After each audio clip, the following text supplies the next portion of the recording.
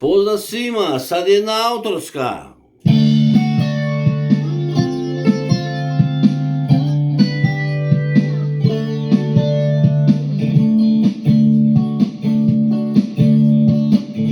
Kada sretneš brata svog i on izlijeti sa svoj jad, dobro ga slušaj ti, jer breme nosite zajedno sad. Podržavajte slabe umorne, u Solunjanima čitam ja. Malodušne visokolite, u svemu uvijek zahvaljujte.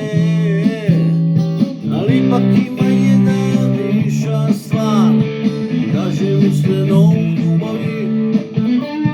Brate, okreni se Gospodinu, da te ne mogu krepiti. Ali ipak ima jedna viša stvar, kažem iskreno u ljubavi. Sestro, okreni se Gospodinu, da te ne mogu krepiti.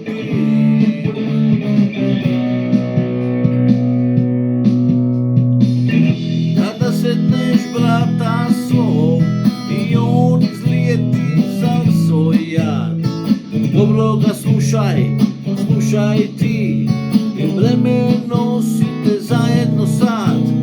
Podržavajte slabe umorne, u Solunjanima čitam ja. Malodušne visokolite, u svemu uvijek zahvaljujte. Ali ipak ima jedna viša stvar, kažem iskreno u ljubavi. Brate, okreni se Gospodinu, da te ne mogu krepiti. Ali ipak ima